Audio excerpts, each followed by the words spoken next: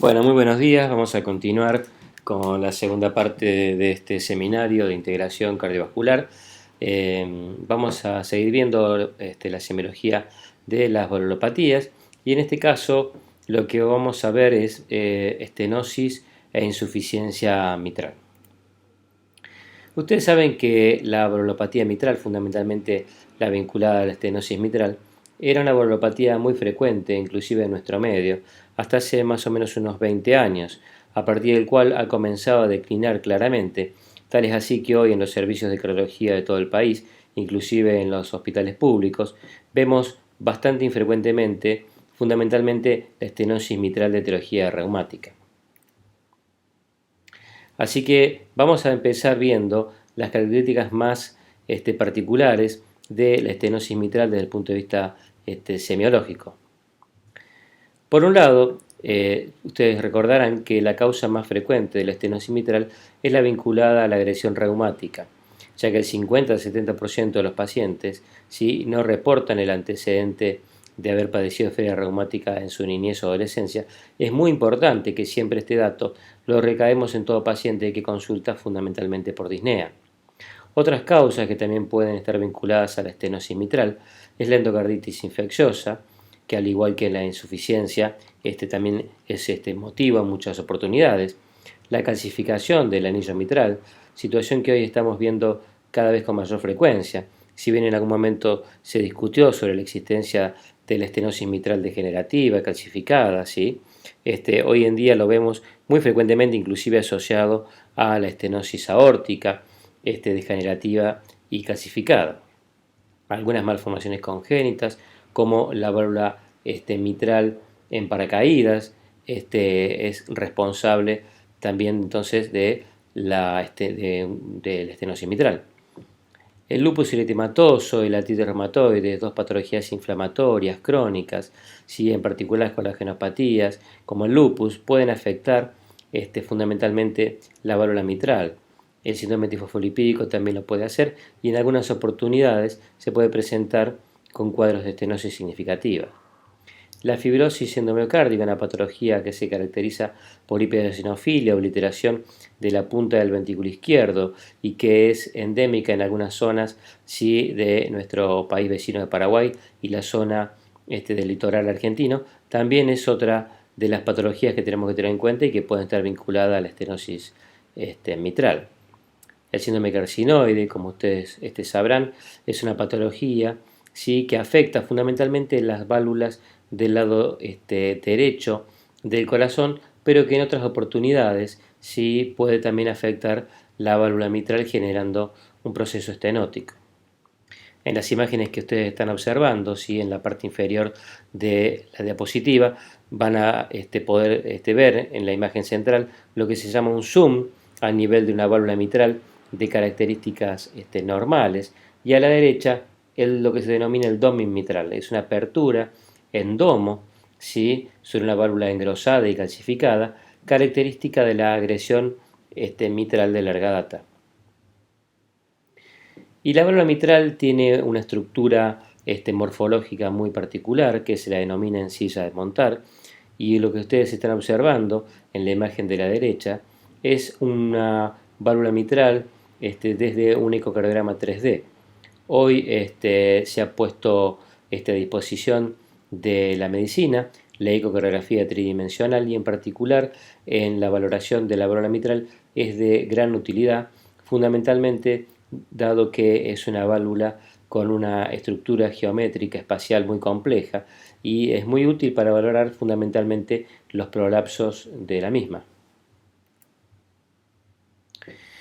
¿Qué es lo que estamos observando en esta diapositiva? Lo que estamos observando es los gradientes de presión que se van a producir entre el ventrículo izquierdo y la válvula mitral, en la estenosis mitral. Y ustedes van a observar también en la parte inferior de la diapositiva a la izquierda los fenómenos acústicos que se van a producir, fundamentalmente uno que es patognomónico de la estenosis mitral, que es el chasquido de apertura.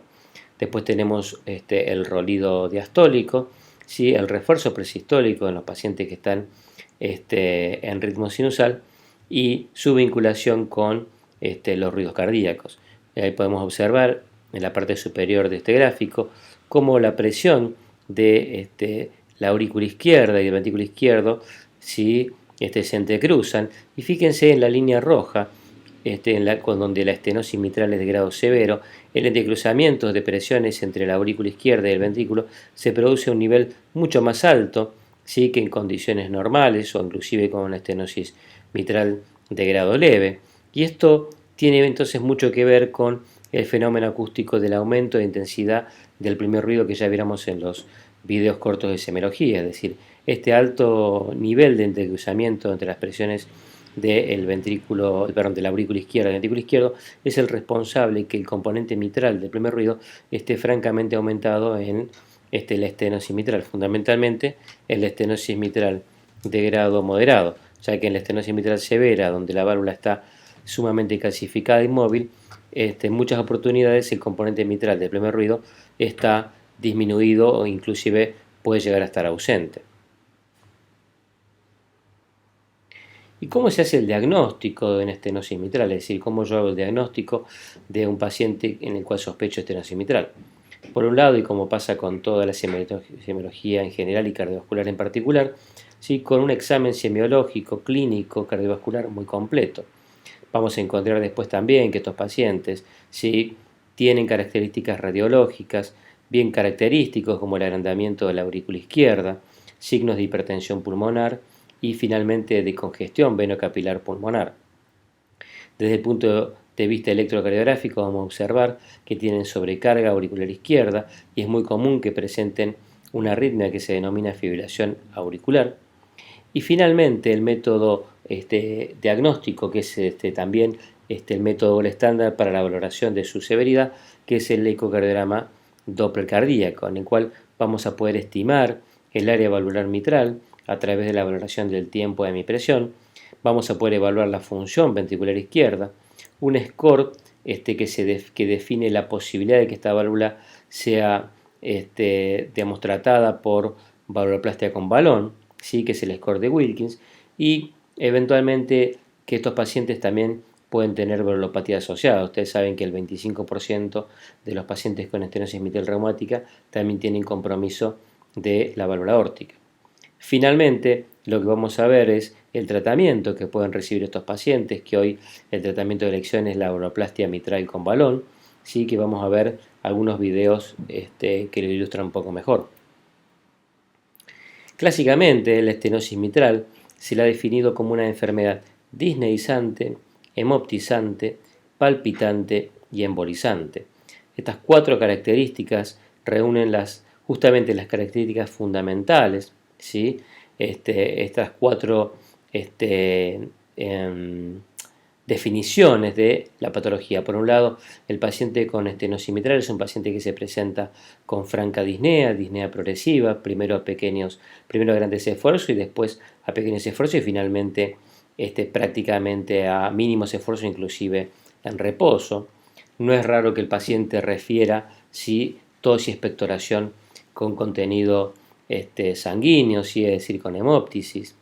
Como es muy frecuente que estos pacientes desarrollen arritmias supraventriculares fundamentalmente, ¿sí?, esto es una enfermedad fundamentalmente palpitante por la presencia de fibrilación auricular u otra arritmia supraventricular, y por el éxtasis sanguíneo que se produce dentro de la aurícula izquierda, que esto lo vamos a ver muy bien a través de un fenómeno que se denomina ecogenicidad sanguínea espontánea, que se muestra en la ecocardiografía.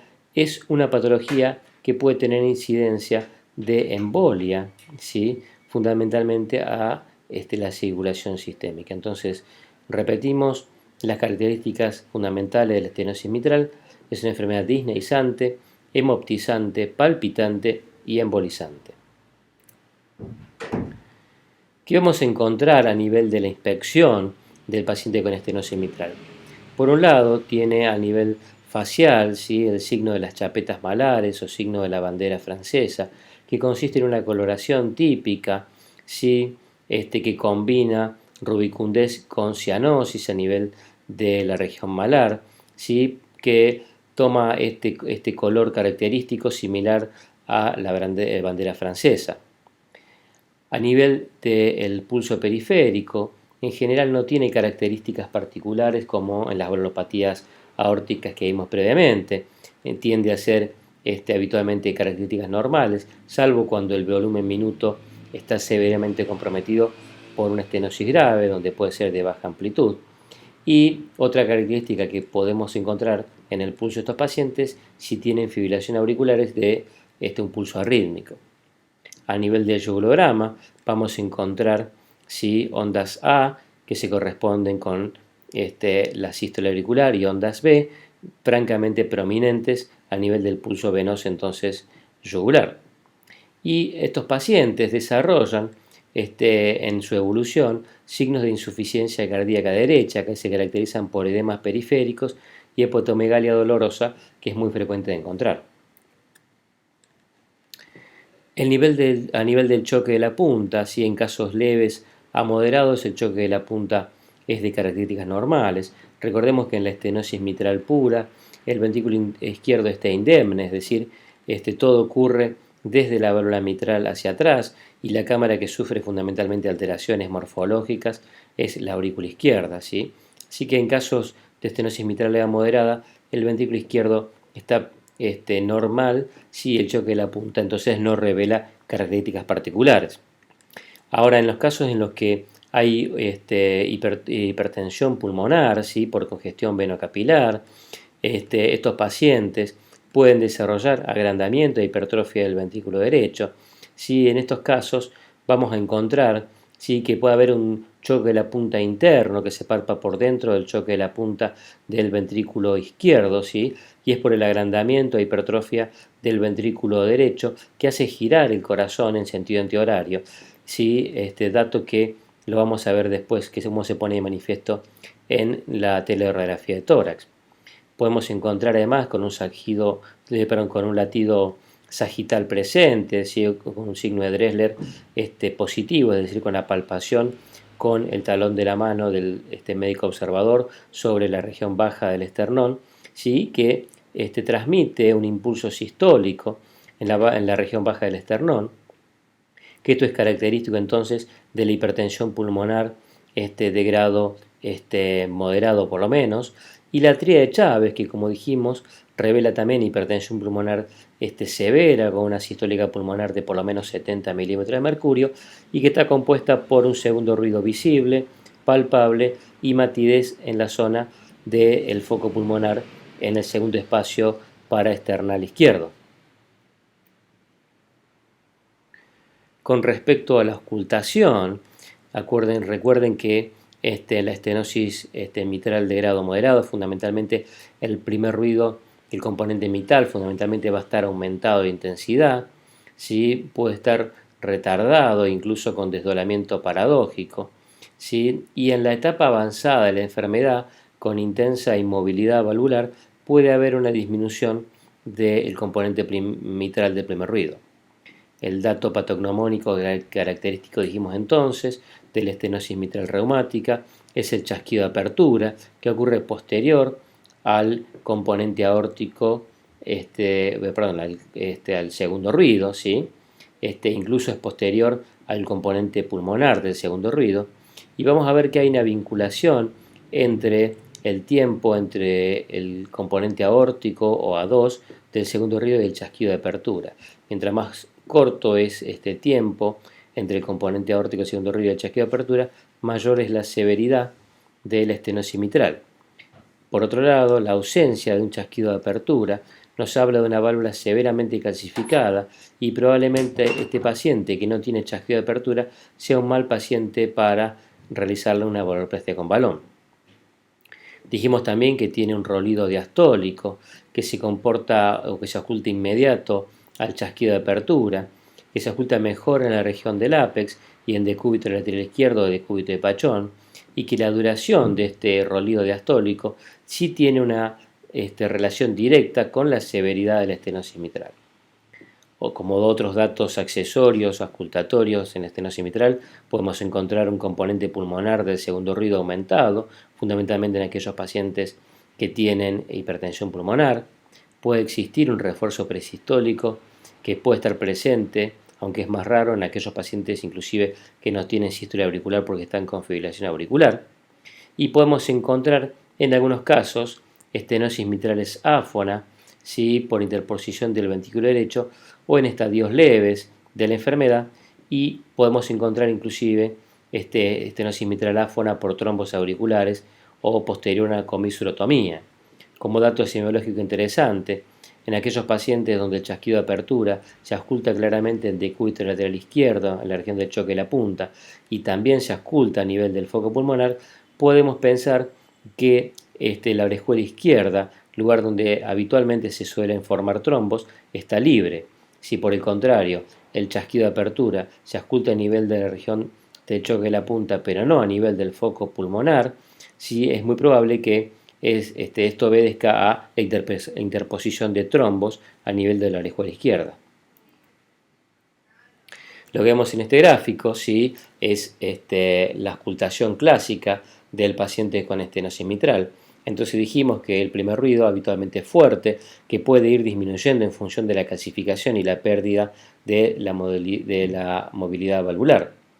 Con respecto al segundo ruido, ¿sí?, normalmente se encuentra desdoblado, ¿sí?, puede ser más fuerte el componente pulmonar del segundo ruido cuando se desarrolla hipertensión pulmonar.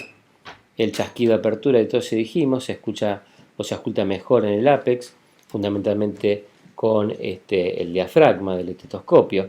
Y como dijimos, esta vinculación entre el tiempo transcurrido entre el componente aórtico del segundo ruido y el chasquido de apertura, cuando es menor de 80 milisegundos, nos habla de una estenosis mitral severa. Si por el contrario el tiempo entre el componente aórtico del segundo ruido y el chasquido de apertura es mayor de 120 milisegundos, probablemente se trate de una estenosis mitral de grado leve. Con respecto al soplo, que es de baja frecuencia, crescendo, decrescendo, retumbante, que se oculta mejor en el ápex, es más largo cuanto mayor es la severidad de la estenosis, ¿sí?, y la presencia de una acentuación presistólica, un refuerzo presistólica, habitualmente habla de este ritmo sinusal. Otros tips auscultatorios que también debemos recordar, ¿sí?, es que el soplo diastólico aumenta en expiración y disminuye en la inspiración, exactamente a la inversa de lo que ocurre con el soplo de la estenosis tricuspidia, ¿sí?, en donde aumenta en la inspiración y disminuye en la expiración.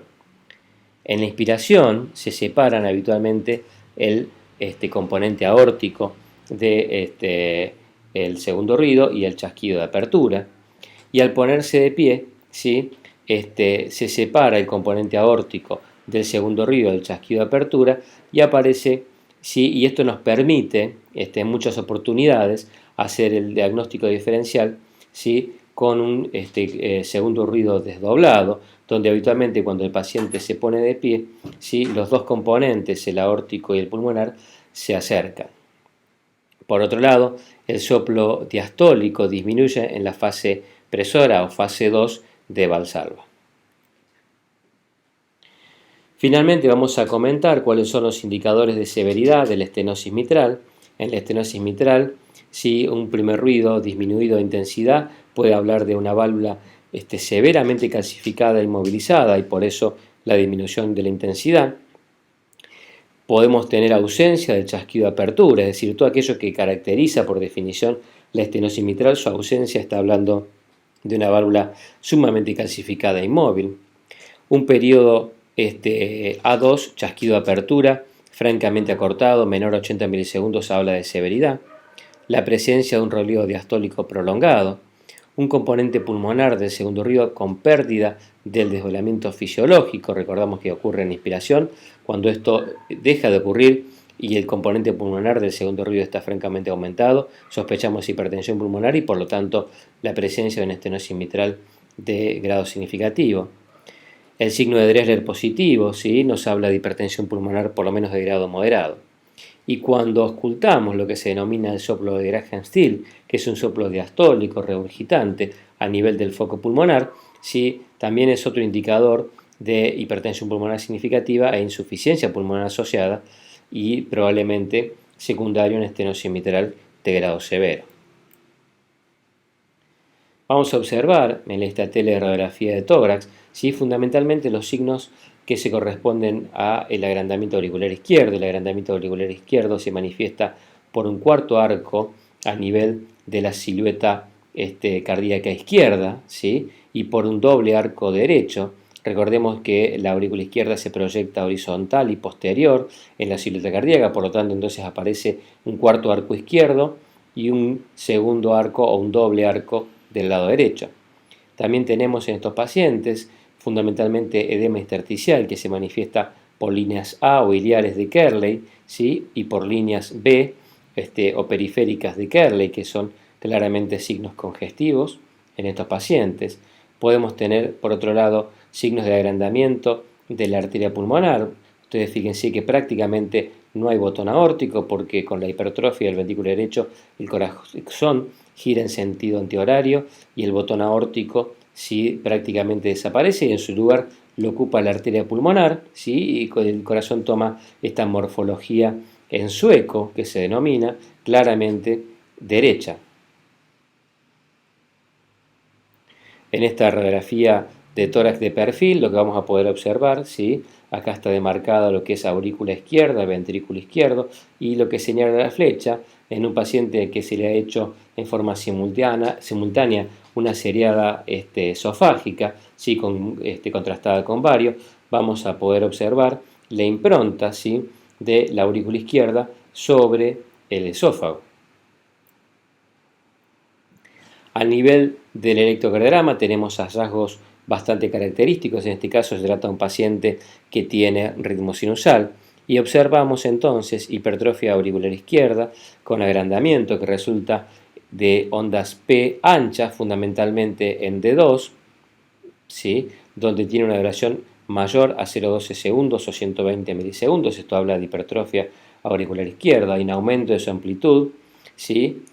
Con una muesca en la onda debido a un retraso en la activación de la aurícula izquierda, y esto es lo que se denomina P bimodal, ¿sí? O P mitral. Los cambios auriculares también producen una porción terminal prominente de la onda P en B1, ¿sí? Si ustedes observan en esta imagen, hay una porción terminal negativa de la onda P en B1 claramente indicativa de dilatación auricular izquierda. Otros cambios adicionales pueden ocurrir con el desarrollo de hipertensión pulmonar e hipertrofia ventricular derecha. Es un eje dirigido a la derecha, si ustedes observan, la positividad del complejo QRS, ¿sí? En una derivación donde debería ser francamente negativo, como es ABR, ¿sí?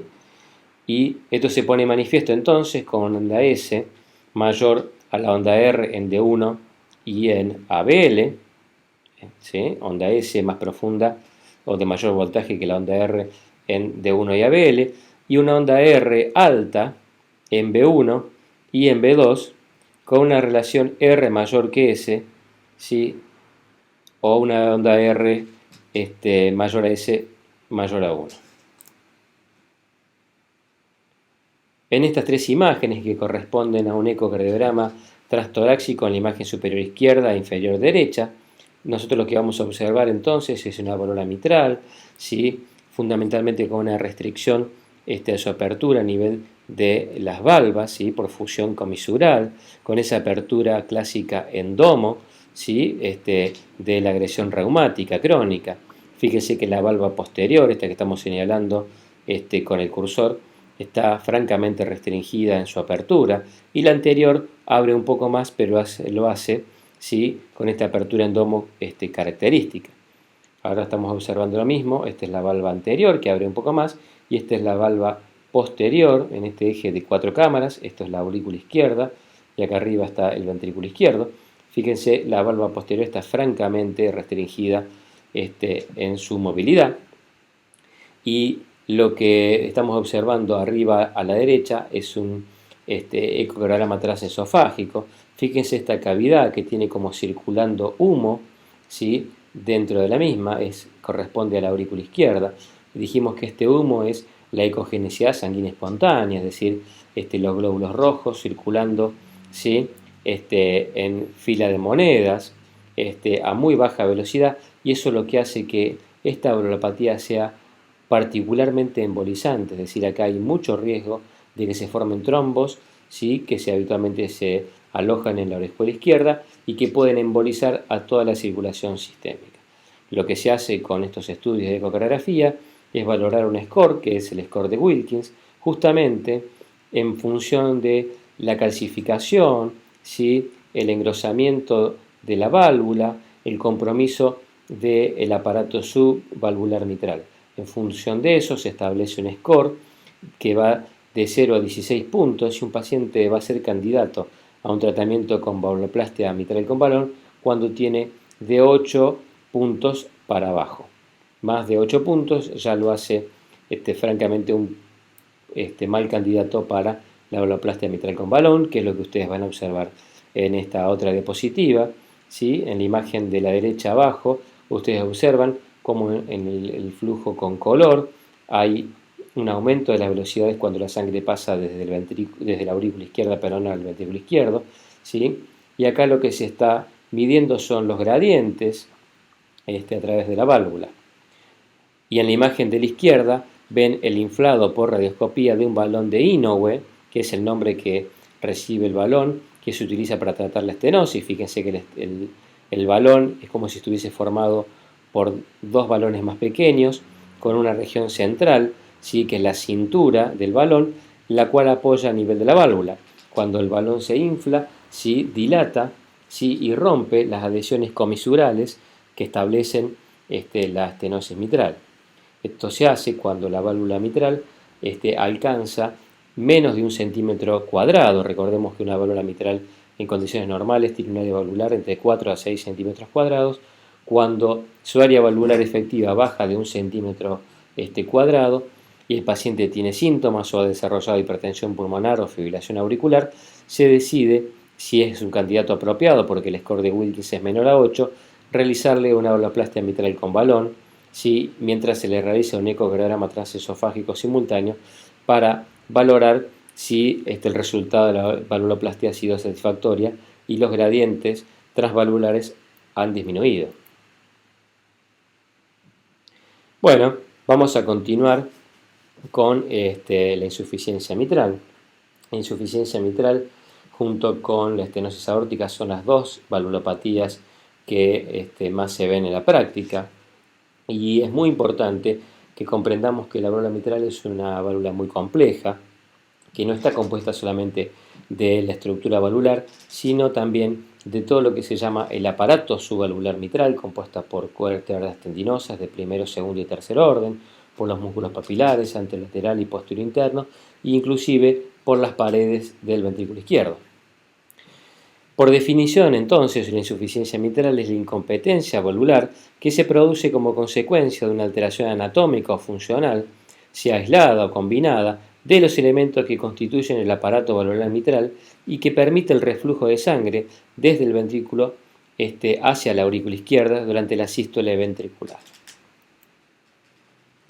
Es importante que recordemos conceptos anatómicos, ¿sí? De la válvula mitral. Por un lado, ustedes saben que está compuesta por dos valvas, la anterior y la posterior, que la posterior está compuesta a su vez por tres festones, que toda la estructura valvular, ¿sí? Está compuesta por un anillo anterior, ¿sí? Que cubre las 2/3 partes, y un anillo posterior fibroso que cubre la tercera parte, la tercera parte posterior. Y después tenemos los músculos papilares anterolateral y posterior internos, ¿sí? Y las cuerdas tendinosas, ¿sí? De primero, segundo y tercer orden. A nivel de la vasculatura es importante que recordemos que el músculo papilar anterolateral recibe circulación sanguínea proveniente tanto de la arteria descendente anterior y de la arteria circunfleja, las dos ramas del tronco de la coronaria izquierda, y que el músculo papilar posterior interno recibe exclusivamente flujo sanguíneo de la arteria coronaria derecha. Esto es importante que lo conozcamos porque una de las etiologías de la insuficiencia mitral es la enfermedad coronaria y son los infartos agudos de miocardio, y en aquellos pacientes que han sufrido compromiso de la arteria coronaria derecha, como los pacientes que hacen infarto de cara inferior de corazón, en algunas oportunidades pueden tener disfunción isquémica del músculo papilar, entonces posterior interno, ya que como tiene circulación de un solo vaso, ¿sí? O que depende de un solo vaso, es más vulnerable que el músculo anterolateral, que recibe doble circulación de la arteria circunfleja y la arteria descendente anterior. Desde el punto de vista fisiopatológico, ¿sí? La insuficiencia mitral es una valvulopatía que se caracteriza por una sobrecarga de presión, perdón, de sobrecarga fundamentalmente volumétrica, ¿sí? Y se dice comúnmente que la insuficiencia mitral genera más insuficiencia mitral. En este caso lo que tenemos es un doble tracto de salida, es decir, el ventrículo izquierdo puede expulsar sangre a través de la arteria aorta y a través del orificio de la válvula mitral incompetente hacia la aurícula izquierda, es decir, hay un flujo que habitualmente ocurre durante toda la sístole, por lo tanto el soplo habitualmente es holosistólico desde el ventrículo hacia la aurícula izquierda, ¿sí? Es muy importante también que la insuficiencia mitral la reconozcamos como insuficiencia mitral aguda, como la que puede ocurrir en el infarto o posterior al infarto agudo de miocardio, o en otras circunstancias como la insuficiencia mitral crónica, así donde hay un proceso de dilatación del ventrículo izquierdo para mantener estable la presión de fin de diástole y el estrés parietal y la función ventricular izquierda. Fíjese que en el estado crónico compensado de la insuficiencia mitral, la fracción de eyección es supranormal, mientras que en condiciones normales es superior al 55%. En la insuficiencia mitral, una función sistólica normal valorada a través de la fracción de eyección es mayor al 70%. Cuando desciende del 60%, ya definimos que hay un deterioro de la función sistólica del ventrículo izquierdo. Veamos qué encontramos en el examen físico, ¿sí? A nivel de la inspección y la palpación. El latido apexiano es enérgico y amplio, es hiperdinámico, suele estar desplazado hacia afuera, ¿sí? De la línea hemiclavicular, ¿sí? Inclusive hacia abajo cuando hay dilatación del ventrículo izquierdo. Suele ser de breve duración, ¿sí? Ya que el reflujo de sangre limita la contracción ventricular, ¿sí?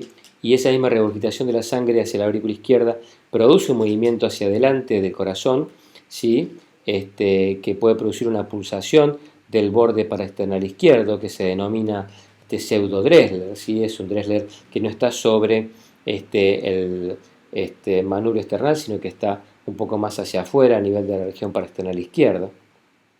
Y en algunos casos graves de insuficiencia mitral se puede percibir un frémito sistólico fundamentalmente en la región del ápex. El pulso arterial es de ascenso y descenso rápido debido a la breve eyección ventricular izquierda, ¿sí? Y habitualmente se denomina parvus celer cuando hay disfunción severa ventricular izquierda en la que se reduce francamente la amplitud del pulso. A nivel auscultatorio, vamos a encontrar que el primer ruido está habitualmente disminuido porque, como dijimos en nuestra clase de videos cortos, si la sangre no logra desacelerarse contra el plano valvular mitral, por lo tanto hay un flujo regurgitante de sangre hacia la aurícula izquierda y ese fenómeno de disipación de energía contra el plano valvular mitral no se va a producir, por lo tanto el primer ruido cardíaco está francamente disminuido. Puede estar normal en caso de disfunción papilar, como ocurre en la enfermedad coronaria, en el infarto agudo de miocardio o en el prolapso, que vamos a ver que tiene características particulares. El soplo, ¿sí? Que dura toda la sístole, que es un soplo en barra, ¿sí? Es holosistólico, es de alta frecuencia, es de carácter soplante, se ausculta mejor en la región del ápex, ¿sí? Y en el caso de la insuficiencia mitral por disfunción papilar o por prolapso, puede ser mesotelesistólico. El segundo ruido puede encontrarse ampliamente desdoblado debido a que tenemos un componente aórtico que se cierra precozmente por una fase eyectiva cortada, ¿sí? Por el flujo regurgitante de sangre hacia la aurícula izquierda. Por lo tanto, el segundo ruido está ampliamente desdoblado. En aquellos pacientes que evolucionan con hipertensión pulmonar, a pesar que es menos frecuente que en la estenosis mitral. ¿Sí? La estenosis mitral desarrolla con mucho más frecuencia hipertensión pulmonar y en algunos casos de grado significativo. En la insuficiencia mitral es menos frecuente, pero si esto ocurre, el componente pulmonar del segundo ruido está francamente aumentado. También podemos encontrarnos con un tercer ruido cardíaco, sí, que puede estar presente debido a un aumento del flujo diastólico, y en este caso es un tercer ruido ocasionado por un aumento, por una sobrecarga de volumen, ¿sí? Como ya lo referimos anteriormente, y no necesariamente habla de disfunción sistólica del ventrículo izquierdo. En este gráfico lo vemos un poco mejor, las características auscultatorias que asume la insuficiencia mitral en la medida que va avanzando su severidad. Pero en particular en la última línea es importante que observen qué distinto que es desde el punto de vista auscultatorio a la insuficiencia mitral generada por prolapso, que la vamos a empezar a ver a partir de ahora, en donde si ustedes observan aparece un clic, ¿sí? El clic mesosistólico, que es el dato auscultatorio patognomónico de la insuficiencia mitral por prolapso. Entonces dijimos, el pulso parvus tardus, ¿sí? El pulso parvus celer, los signos de agrandamiento ventricular izquierdo, un segundo ruido desdoblado amplio debido a un componente aórtico precoz, un soplo áspero de baja a media frecuencia que indica alto flujo, la presencia de un tercer ruido por sobrecarga volumétrica y los signos de hipertensión pulmonar como un componente pulmonar del segundo ruido aumentado son todos indicadores de severidad de la insuficiencia mitral.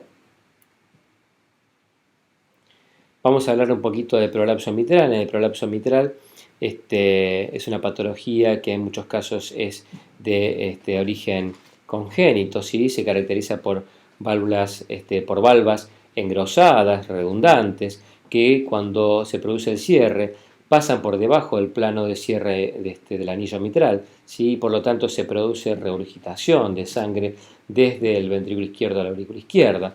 Clásicamente se había dado una prevalencia muy alta de prolapso mitral, fundamentalmente en mujeres jóvenes, delgadas, ¿sí? Que se caracterizaban por tener espalda recta, del 1 al 2% de la población. Hoy con los estudios ecocardiográficos, ¿sí? Se sabe que no es tan frecuente como se pensaba, pero que tiene características bastante particulares. Por un lado tiene desde el punto de vista auscultatorio un clic, ¿sí? Mesosistólico, un soplo que puede evolucionar hasta ser orosistólico, pero que inicialmente suele ser mesotelesistólico. ¿Sí? La dirección de la valva según cual sea la valva que prolapse, puede tener una dirección hacia el septum interauricular, ¿sí? Del flujo regurgitante y dar una proyección que nos puede hacer confundir con una valvopatía aórtica, ¿sí? Que se llama enecharpe. Recordemos que el soplo mitral en estas características nunca se proyecta hacia los vasos del cuello como si lo hace la valvopatía aórtica, ¿sí? Y vamos a observar ahora, ¿sí? Qué características tiene desde el punto de vista auscultatorio, cómo se comporta el clic mesotelesistólico, de acuerdo a si el paciente está de pie o está en cuclillas. Como podemos observar en los gráficos, ¿sí? Cuando el paciente está en cuclillas y aumenta la resistencia vascular sistémica, ¿sí? El clic se acerca más al segundo ruido cardíaco y por lo tanto se acorta el soplo. Y por el contrario, cuando el paciente se pone de pie, ¿sí? El clic se acerca más al primer ruido cardíaco y el soplo se prolonga. Vamos a observar y vamos a escuchar las características en uno y otro caso.